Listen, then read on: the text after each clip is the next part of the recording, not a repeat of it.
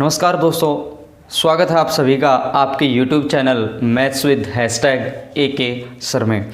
आइए दोस्तों स्टार्ट करते हैं आज का सेशन। आज फिर हम प्रैक्टिस क्वेश्चंस को लेके आए हैं और आज का क्वेश्चन बहुत ज़्यादा इम्पोर्टेंट है। जिस क्वेश्चन की आप वेट करते रहते हैं वही क्वेश्चन आज मैं आप लोगों के लिए लेके आया हूँ।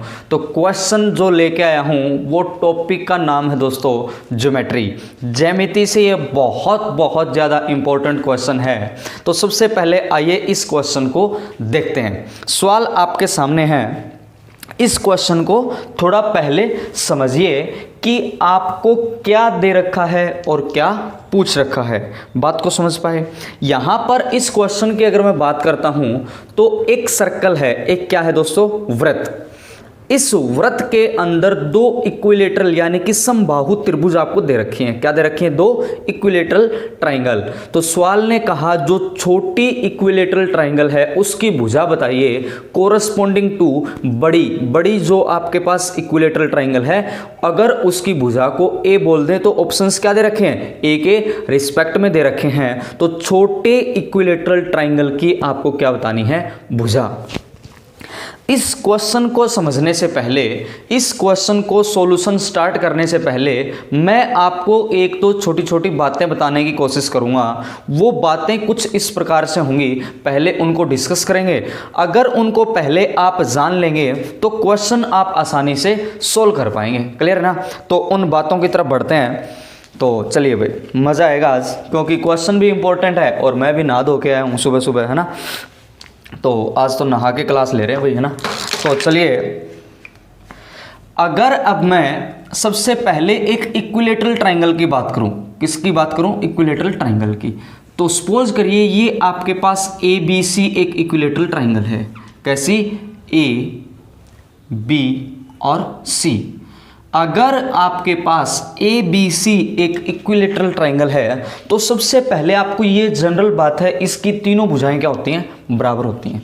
अगर इक्विलेटरल ट्राइंगल की बात करूं तो आप कहोगे तीनों साइड्स क्या होती हैं? सेम होते हैं। तीनों एंगल्स भी कितने होते हैं? सेम होते हैं। क्लियर है?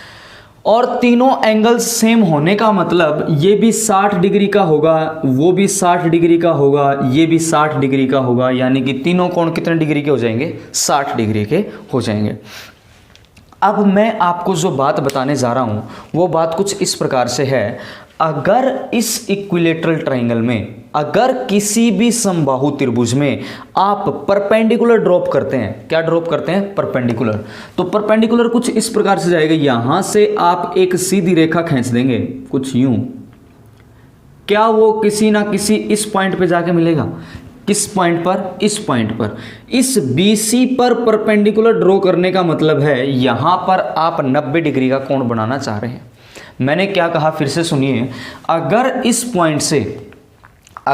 पॉइंट से आप परपेंडिकुलर सामने वाली भुजा पर ड्रॉप कर रहे हैं तो ये जो पॉइंट आपके पास बनेगा, इस पॉइंट के साथ ये परपेंडिकुलर है तो कितने डिग्री का कोण बनाएगा? 90 डिग्री का कोण बनाएगा। सिमिलरली इसी प्रकार अगर मैं यहां से भी क्या ड्रॉ कर दूं, परपेंडिकुलर ड्रॉ कर दूं, तो वो भी 90 डिग्री का कोण बन जाएगा। और यहां से अगर मैं परपेंडिकुलर ड्रॉप कर दूं तो वो भी कितने डिग्री का कोण बना देगा? 90 डिग्री का कोण बना देगा। जिस तीनों लाइन, ये तीनों लाइन जिस पॉइंट पर एक दूसरे के साथ मिल रही हैं, इस पॉइंट का नाम दे दिया मैंने दोस्तों क्या? G। इस पॉइंट का नाम मैंने क्या दे दिया? G। मैंने क्या कहा? मैंने किसी भी इक्विलेटरल ट्राइंगल पर, मैंने किसी भी समबाहु त्रिभुज में 3 परपेंडिकुलर ड्रॉप कर दिए। जैसे ही मैं 3 परपेंडिकुलर ड्रॉप कर रहा हूँगा तो आप कहेंगे ये परपेंडिकुलर आपको क्या करवाएगा? इस सामने वाली भुजा को भी 2 बराबर बराबर हिस्सों में कटवाएगा। क्या करेगा? 2 बराबर बराबर हिस्सों में कटवाएगा। इसका मतलब ये वाली भुजा और ये वाली भुजा बराबर होंगी। अगर इक्विलेटरल ट्राइंगल में ही मैं क्या करता हूँ? परपेंडिकुलर। वजह बहुत ज़्यादा है। क्यों है? क्योंकि मैं सिमिलरिटी का क्राइटेरिया यूज़ करूँगा, एंगल्स का क्राइटेरिया यूज़ करूँगा, वो हम एक्सप्लेनेशन कभी फिर देखेंगे। तो अगर ये वाली भुजा और ये वाली भुजा बराबर हो जाए तो एक वर्ड होता है मीडियन, यानी कि जब किसी भुजा को दो बराबर बराबर हिस्सों में आप काट देते हैं तो इस प्रकार की जो भी आपके पास लाइन होती है उस लाइन को बोल दिया जाता है क्या, मीडियन, यानी कि माध्यिका। अगर आप किसी भी भुजा को दो बराबर बराबर हिस्सों में कटवा रहे हो तो इस लाइन को क्या बोल दिया जाएगा, मीडियन बोल दिया जाएगा।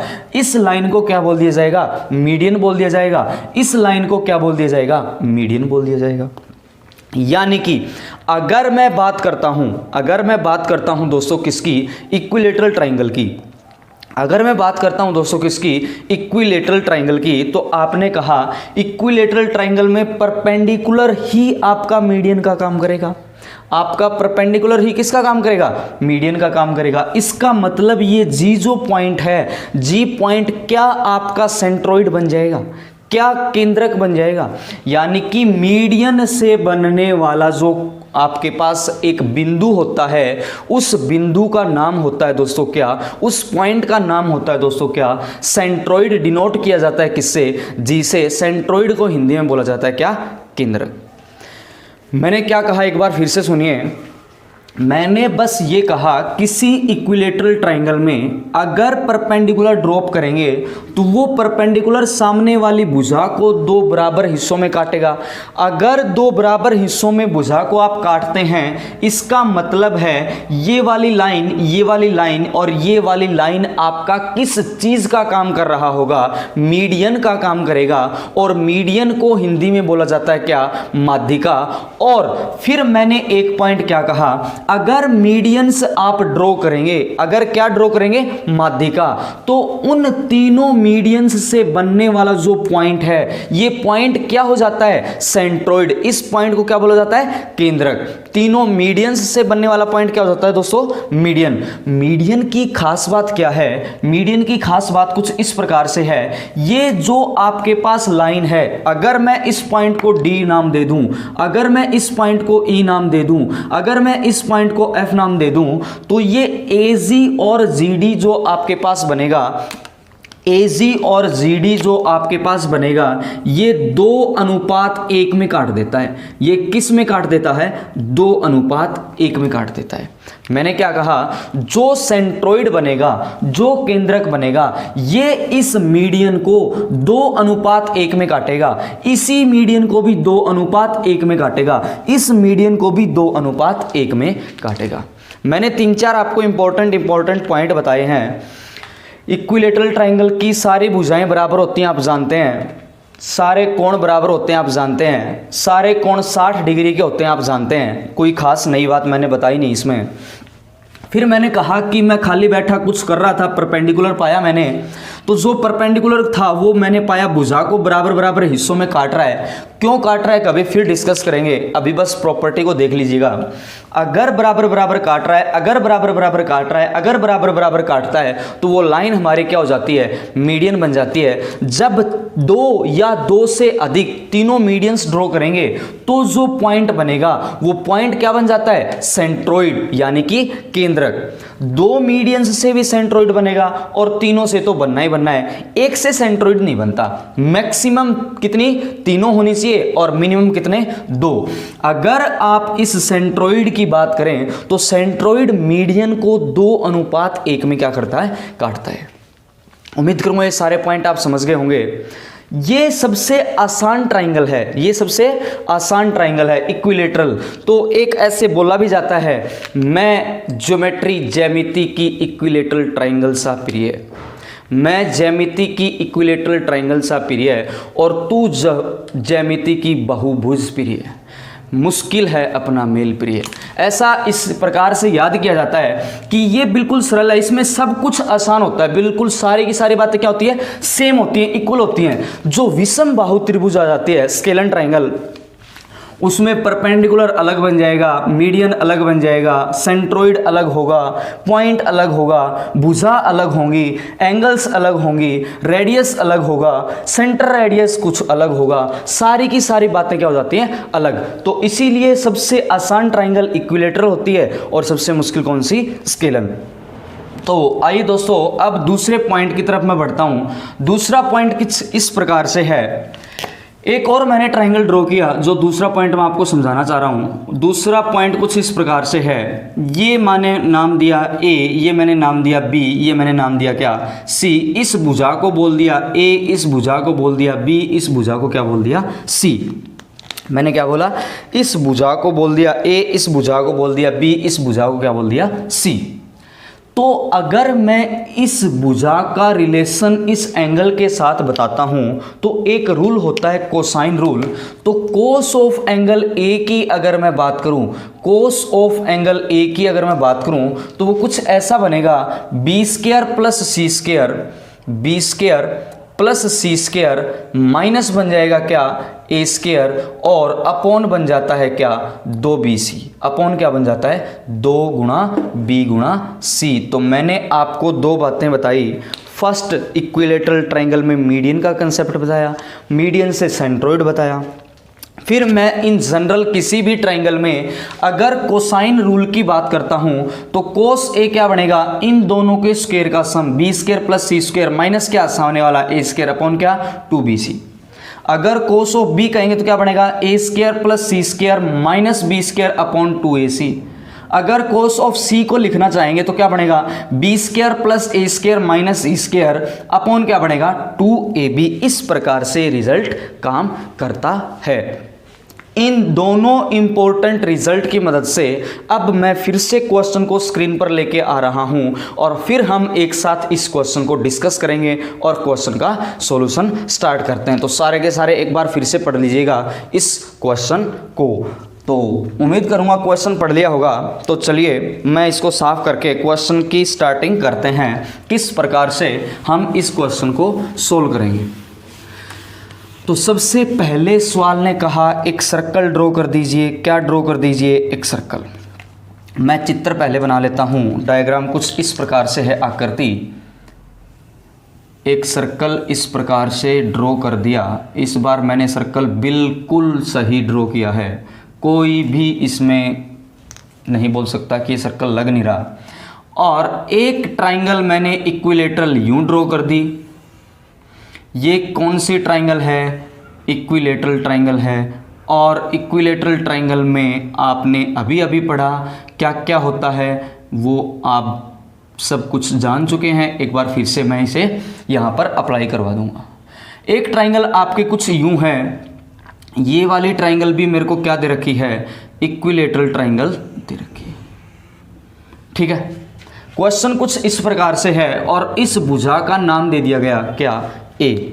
आइए स्टार्ट करते हैं, क्वेश्चन को करते हैं साइड में। सवाल आपके पास कुछ इस प्रकार से दे रखा है। अब ध्यान से देखिएगा, अब क्या करिएगा, ध्यान से देखिएगा। ये एक इक्विलेटरल ट्राइंगल है और ये भी एक इक्विलेटरल ट्राइंगल है। क्या दोनों सवाल ने आपको समबाहु त्रिभुज दे रखी है और बड़े वाली इक्विलेटरल ट्राइंगल की भुजा क्या है, ए। तो आप कहोगे अगर ये वाली ए तो ये वाली भुजा भी क्या बन जाएगी, ए, और ये वाली भुजा भी क्या बन जाएगी, ए। आपको ये वाली जो ट्राइंगल है, इस ट्राइंगल की भुजा पूछी गई है। मैं बोल देता हूं एक बार के लिए, जो आपको निकालना है, ये क्या निकालना है, x, यानी कि इस x की वैल्यू आप सोल्व कर दीजिए। सवाल ने यही कहा है कि solve for smaller equilateral triangle की भुजा, यानी कि x को आपको सोल्व करना है। तो क्वेश्चन को स्टार्ट करते हैं शुरुआत। तो मुझे एक बात बताइए, क्या ये जो आपके पास सर्कल है, इस सर्कल का सेंटर में इसको एक बार के लिए बोल दूं, हाँ ना। अगर सेंटर इस प्रकार से बोलेंगे तो अब आप ज्वाइन कर दीजिए। क्या ज्वाइन कर दीजिए, मैं फिर अलग कलर का मार्कर निकालता हूं। इस पॉइंट को यूं ले जाइएगा। इस पॉइंट को अगर आप ऐसे करके लेके जा रहे होंगे तो कुछ इस प्रकार से जाएगा। ट्राइंगल का नाम दे देता हूं ए, इसका नाम दे दिया बी, इसका नाम दे दिया मैंने सी, इस पॉइंट का नाम दिया मैंने डी, इसका नाम दिया मैंने ई, और इसका नाम क्या दे दिया मैंने एफ, और इस सेंटर को मैंने क्या बोल दिया, ओ बोल दिया। क्लियर है, हाँ ना, बिल्कुल क्लियर है। तो अब मुझे आप एक बात बताएं, मैंने क्या किया, इस BC पर इस AD को परपेंडिकुलर मान दूं। अगर मैं इसको क्या बोल दूं, परपेंडिकुलर, मैंने क्या ड्रॉ किया था, परपेंडिकुलर। अगर परपेंडिकुलर ड्रॉ किया होगा तो मुझे ये बताइए क्या यहां पर 90 डिग्री का कोण बनाएगा? कितने डिग्री का कोण बनाएगा? 90 डिग्री का कोण बनाएगा। अगर ये 90 डिग्री का कोण बना तो आप कहोगे BD बराबर क्या हो जाएगा, DC, क्योंकि इक्विलैटरल ट्रायंगल में आपके पास परपेंडिकुलर ही मीडियन का काम करेगा। बिल्कुल करेगा, हाँ है ना। अगर मीडियन का काम करेगा तो क्या ये वाली भुजा BD मेरे को a/2 मिल जाएगी? कितनी मिल जाएगी? a/2। ये वाली BD भी a/2 बन जाएगी और DC भी क्या बन जाएगी? a/2। क्यों बन जाएगी? क्योंकि आप कहोगे इस BC को D पॉइंट जो है वो मिड पॉइंट है, मध्य बिंदु है, तो A को बराबर बराबर हिस्सों में तोड़ोगे तो a/2 और क्या बन जाएगा? a/2 बन जाएगा। क्लियर है? अब मुझे एक बात बताइए, इस AD की बात करूं तो ये जो AD आप बोल रहे होंगे, क्या AD हाइट बन जाएगी? और हाइट ऑफ इक्विलैटरल ट्रायंगल क्या होता है? √3/2 गुणा क्या? भुजा, यानी कि √3/2 क्या बनेगा? A बन जाएगा। अगर आप निकालना चाहते हैं तो पाइथागोरस लगा दीजिएगा, a/2 का स्क्वायर प्लस AD का स्क्वायर इक्वल टू क्या बढ़ेगा? A²। तो AD क्या आ जाएगी? √3/2 गुणा कितना? A। अब आपने कहा अगर B से भी मीडियन ड्रॉ करता, C से भी मीडियन ड्रॉ करता, तो इस O पॉइंट से निकलते हुए क्या आप इस AO और OD को 2:1 में बोल देते? अगर मैं इसको 2:1 में बोल देता तो आप क्या कहोगे? AD की लेंथ तो कितनी है? √3/2 गुणा क्या? A। AD की लेंथ कितनी है? √3/2 इंटू A। क्या इस AD की वैल्यू आप 2 और 1 3 बोल रहे हैं? हाँ है ना। यानी कि इस 3 पॉइंट को आप बोल सकते हैं 3 यूनिट की वैल्यू कितनी? √3/2 गुणा कितना? A।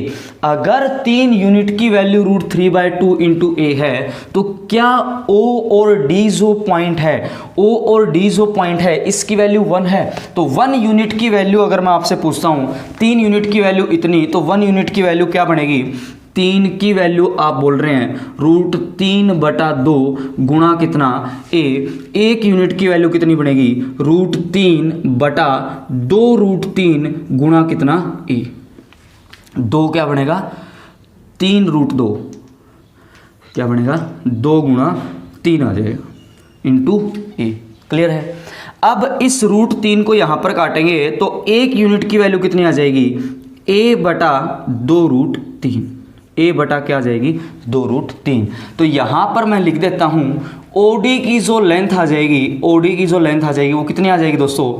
a/2√3। A बटा क्या आ जाएगी? 2√3। अब इसको कर देता हूं साइड में।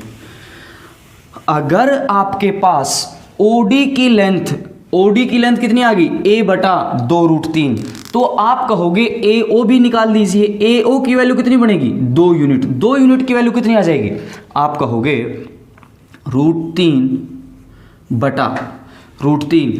3 यूनिट की वैल्यू इतनी, 2 यूनिट की वैल्यू अगर पूछी है तो 1 यूनिट की वैल्यू कितनी आ रही है? 1 यूनिट की वैल्यू आ गई थी मेरे पास 1/1 यूनिट की वैल्यू कितनी आई थी? A/, यहां से आप लिख लीजिए क्योंकि OD की वैल्यू क्या है? 1 यूनिट। 1 यूनिट की वैल्यू कितनी है? A बटा कितना? 2√3। अगर 2 यूनिट की वैल्यू चाहिए तो क्या इस साइड 2 से गुणा करूंगा तो इस साइड भी 2 से गुणा कर दूंगा। इस 2 से इस 2 को काट देंगे, यानी कि आपके पास जो लेंथ आ जाएगी किसकी? AO की, वो AO की लेंथ आ जाएगी A बटा कितना? √3। A बटा कितना आ जाएगा? √3। तो अब मैं इसको भी क्या कर देता हूं साइड में। आपने कहा 2:1 यानी कि AD की लेंथ 3 यूनिट अगर होगी तो हाइट क्या होती है? √3/2 गुणा A। अगर 3 यूनिट की वैल्यू इतनी तो OD 1 यूनिट की वैल्यू आएगी A/2√3। AO क्या आ जाएगा? A/√3। क्या यहां से लेकर यहां तक रेडियस है? यहां से लेकर अब सर्कल पर कहीं पर भी पॉइंट अगर आप ड्रॉ करेंगे तो वो हर एक पॉइंट क्या बनेगा? रेडियस बनेगा। कैसे? अब अगर मैं इस पॉइंट को मर्ज कर दूं, इस O को इस E के साथ अगर मैं मर्ज कर देता हूं तो आप क्या कहोगे? क्या ये भी एक ट्रायंगल बन जाएगी? कौन सी ट्राइंगल बन जाएगी, ये भी एक ट्राइंगल कुछ इस प्रकार से बन जाएगी। थोड़ा अच्छे तरीके से मैं इसको साफ कर देता हूँ। ये भी क्या बन जाएगी, एक ट्राइंगल बन जाएगी। और ट्राइंगल कौन सी बन जाएगी मेरे पास, ट्राइंगल बन जाएगी कुछ यूं, ओ डी और ई। कौन सी ट्राइंगल बन जाएगी, ओ डी ई। यहां पर अलग से ड्रॉ कर देता हूं थोड़ा बड़ा बना के। ये था आपके पास क्या, ओ डी। ये वाली लेंथ ऐसे जा रही थी और ये वाली साइड कैसे जा रही थी, ऐसे जा रही थी, इस प्रकार से। तो आपके पास जो लेंथ बन जाएगी वो लेंथ कुछ यूं बन जाएगी। यहाँ से मैं ड्रॉ कर देता हूँ यूं, ठीक है। तो अब इसको थोड़ा अच्छे तरीके से साफ कर देता हूँ। अब ध्यान से देखें, इस पॉइंट को नाम दे दिया मैंने क्या, ई। इस पॉइंट का नाम क्या था, डी। और इस पॉइंट का नाम क्या था, ओ। तो मुझे बताइए, जब ओ से ए तक अगर रेडियस है तो क्या O से E तक भी रेडियस बनेगा, क्या O से F तक भी रेडियस बनेगा, O से C तक भी रेडियस बनेगा, O से यहाँ पर भी, यहाँ पर भी, यहाँ पर भी। इस O पॉइंट से, केंद्र से कहीं पर भी आप जो डिस्टेंस इस सरकमफ्रेंस पे लेंगे वो सारे के सारे क्या होंगे, रेडियस। और रेडियस क्या था, AO। AO की वैल्यू कितनी आ गई थी, a/√3। अगर a/√3 आ गई थी तो आप इसको कहेंगे a/√3। आप इसको क्या कहेंगे, a/√3। OD को आप क्या कहेंगे, OD की वैल्यू तो निकाल रखी है, a/2√3। और अब मुझे बताइए ED को आप क्या कहेंगे, अगर ये x है तो ये भी x और ये भी क्या, x। इस ट्राइंगल की अगर मैं बात करता हूं, किस ट्राइंगल की दोस्तों, OD और E। ODE अगर ट्राइंगल की आप बात करेंगे तो आपको 3 भुजाएं पता लगी और आपको जो रिलेशन चाहिए वो इस x का इस A के साथ चाहिए। आपको जो छोटे वाली ट्राइंगल है, इस छोटे वाली ट्राइंगल की भुजा का संबंध चाहिए इस बड़े वाली भुजा के अनुपात में। तो बड़े वाली भुजा ए की फॉर्म में, ये दोनों साइड्स ए की फॉर्म में होगी और ये वाली भुजा किस फॉर्म में होगी, एक्स की फॉर्म में होगी। तो अब रिलेशन कैसे एस्टेब्लिश आप करेंगे, आप एस्टेब्लिश करेंगे कोसाइन रूल से। कोसाइन रूल क्या होता है, एंगल्स और भुजाओं का रेशियो बना देता है। तो ये वाला एंगल क्या 60 डिग्री का बनेगा, इक्विलेटरल ट्राइंगल है, कितने डिग्री का बनेगा, 60 डिग्री का। अब सिमिट्री से आप कहोगे ये वाला कोण और ये वाला कोण भी कितना होगा, बराबर होगा बाय सिमिट्रिसिटी। तो अगर 180 सीधी रेखा पर कोण बनता है तो क्या इन दोनों का सम 120 बनेगा, और सम 120 दोनों कोण है कैसे, बराबर। तो ये वाला कोण भी कितना आएगा, 60 डिग्री। अगर ये वाला कोण 60 डिग्री आ गया, अगर ये वाला कोण 60 डिग्री आ गया, यहां पर 90 तो ये भी 90 बनेगा, यानी कि 90 + 60 कितना, 150। इस एंगल को मैं 150 डिग्री बोल सकता हूं, हाँ है ना। क्या इस एंगल को मैं 150 डिग्री बोल सकता हूं दोस्तों, क्लियर है। बहुत इंपॉर्टेंट क्वेश्चन है ये, मैं समझा रहा हूं इसलिए थोड़ा कैलकुलेशन और इसलिए थोड़ा लंबा सॉल्यूशन जा रहा है इसका। अदरवाइज ये सारी की सारी बातें आपको माइंड में पता होनी चाहिए। 2:1 में काटा, 60 डिग्री 60 डिग्री बना। अगर ये आपका √3/2a होता तो ये वाली लेंथ आ जाती a/2√3, ये वाली लेंथ कितनी आ जाती, a/√3। ये वाली x है, ये वाला कोण 150 बन जाता। बस आप जो अब मैं सोल्व करूंगा केवल ये सोल्व कर रहे होते, अगर सारी की सारी बातें आपको पता होती। तो ये बातें पता होनी चाहिए। तो कोसाइन रूल लगाइए, कोस 150 डिग्री, कोस 150 डिग्री आप कहोगे सामने वाले कोण को, जो कोण है इसके सामने वाले भुजा को लास्ट में स्क्वायर करेंगे तो क्या बनेगा, x² प्लस इसका स्क्वायर क्या बनेगा, a²/12 माइनस क्या बनेगा, दिस स्क्वायर यानी कि a²/3, यही बनेगा ना, बिल्कुल बनेगा। अपॉन 2 इंटू, अपॉन क्या बनेगा, 2 इंटू आप कहोगे दिस इंटू क्या, दिस, यानी कि a इंटू एक्स बटा कितना, 2√3, यही बनेगा, बिल्कुल बनेगा। यानी कि अब अगर मैं cos 150 degree equal to cosine rule लगाता हूं तो रिजल्ट क्या बनेगा आपका, x² plus a²/12 minus a²/3, 2 गुणा ax बटा क्या बनेगा, 2√3। अब इसको सोल्व करना स्टार्ट करते हैं। कोस 150 की वैल्यू को क्या लिखेंगे, 180 माइनस 30 यानी कि -√3/2। कोस 150 की वैल्यू होती है माइनस का √3 कितना 2, -√3/2। ये इस साइड आके गुणा हो जाएगा तो मैं यहीं पर गुणा करा देता हूं। Twice of a into x upon क्या बन जाएगा दोस्तों, 2√3 बन जाएगा। इक्वल टू क्या बनेगा, एक्स स्क्वायर ए स्क्वायर बटा 12, ए स्क्वायर बटा कितना 3, एलसीएम कितना बनेगा 4 अगर बनेगा एलसीएम कितना बनाएंगे 12 यानी कि 1 - 4 करेंगे तो ये जो रिजल्ट आपको कंप्लीट जो मिलेगा इसको मैं यहाँ पर एक बार सिंप्लीफाई करवा देता हूँ। ए स्क्वायर माइनस 4a स्क्वायर बटा कितना बनेगा 12 यानी कि ये बनेगा -3a स्क्वायर बटा 12 या फिर क्या बोल दीजिए -a स्क्वायर बटा 4। तो यहाँ पर मैं लिख देता हूँ -a स्क्वायर बटा क्या 4। ये वाला रिजल्ट आपके पास बन जाएगा। अब इसको कर देता हूँ साइड में। मैंने क्या किया, मैंने बस इन दोनों को सोल्व कर दिया क्योंकि a स्क्वायर और a स्क्वायर में थे तो ये रिजल्ट x स्क्वायर माइनस क्या बनेगा a square minus x square minus a square बटा 4। इस 2 से इस 2 को काट दो, इस √3 से इस √3 को काट दो, यानी कि रिजल्ट क्या बनेगा एक्स स्क्वायर। ये उस साइड जाकर क्या प्लस का बनेगा, बिल्कुल बनेगा +ax बटा कितना बनेगा 2 और माइनस क्या बनेगा a स्क्वायर बटा क्या बनेगा 4 और इक्वल टू क्या बन जाएगा 0।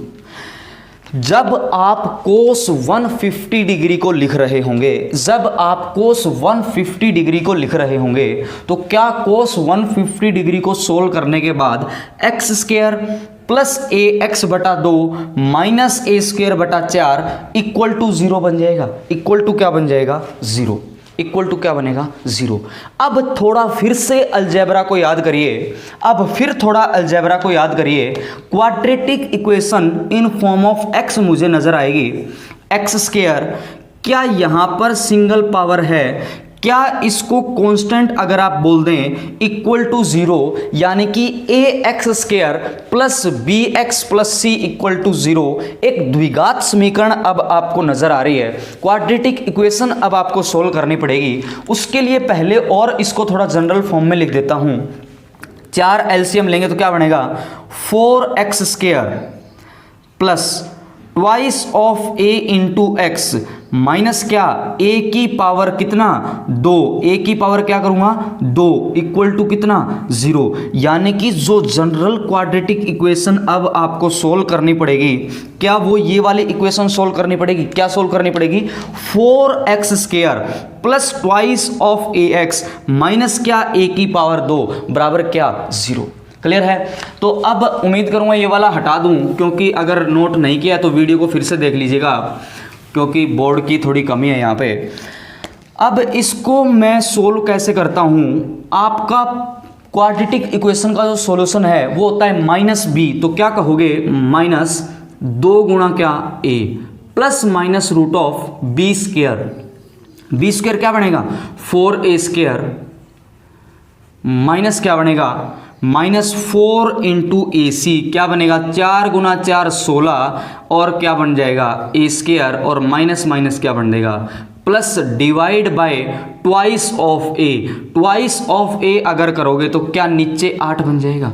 यानी कि जब आप x के लिए सोल्व कर रहे होंगे तो जो x का सॉल्यूशन आपके पास आ जाएगा वो x का सॉल्यूशन आ जाएगा -2a प्लस माइनस ये बन जाएगा क्या 20a square under the root upon 8। तो ये बनेगा -2a plus minus 20a square को आप क्या लिखोगे 20 को क्या लिखोगे 4 गुणा 5 20 होता है, यानी कि 2√5 और साथ में क्या बन जाएगा a। 2√5 को आप 20 बोल सकते हैं और a स्क्वायर का रूट a निकल जाएगा और अपॉन क्या बन जाएगा 8। आप a भी कॉमन ले लीजिए, माइनस वाले को तो रिजेक्ट कर ही देना क्योंकि जो आपके पास ये भुजा आएगी ये भुजा माइनस में होने का मतलब है पॉसिबल ही नहीं है। साइड कभी माइनस में हो सकती है क्या, नहीं। तो मैं प्लस को कंपेयर करते हुए मैं लिखूंगा -2a प्लस 2√5 गुणा a बटा क्या 8। अब 8 को काट दीजिए, इसको मैं हटा दूं तो फिर मैं इसको क्या कर दूंगा काट दूंगा, ये बनेगा -a प्लस √5a और बटा क्या बन जाएगा 4, यानी कि जो x की लेंथ आ जाएगी a को कॉमन कर देने से क्या बनेगा √5 -1 बटा कितना 4। तो जो आपके पास आंसर आ जाएगा दोस्तों वो आएगा √5 - 1 बटा 4 गुणा क्या a।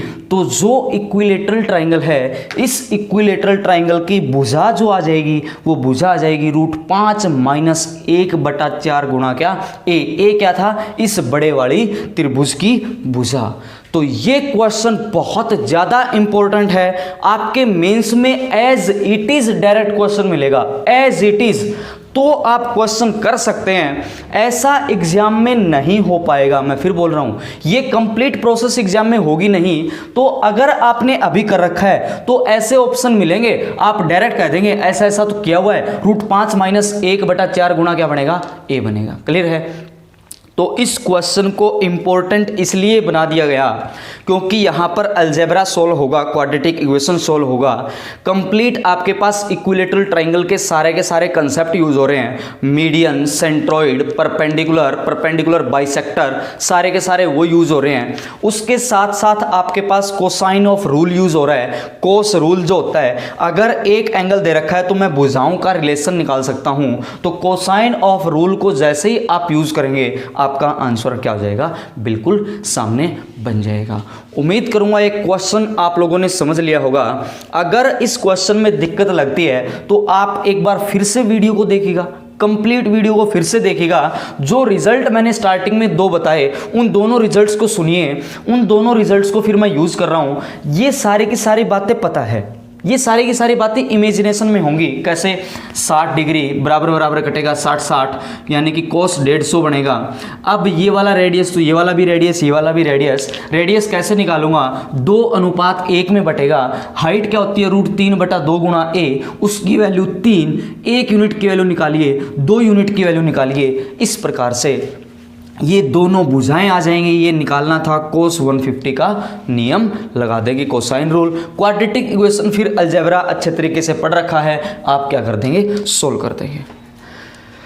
तो बहुत इंपॉर्टेंट क्वेश्चन है। आइए दोस्तों एक और सवाल मैं आप लोगों के लिए लिखता हूं, आप कोशिश करना इसे, मैं अगली क्लास में डिस्कस कराऊंगा।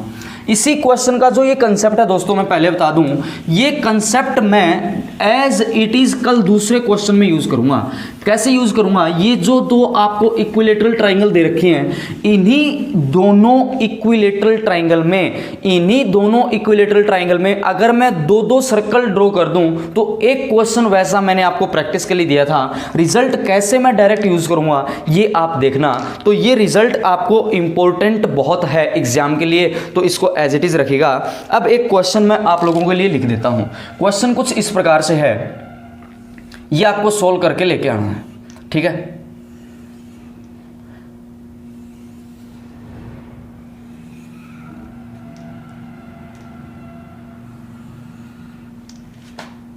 इसको बोल दिया मैंने A, इसको बोल दिया मैंने B, इसको बोल दिया मैंने C, इसको बोल दिया मैंने क्या D।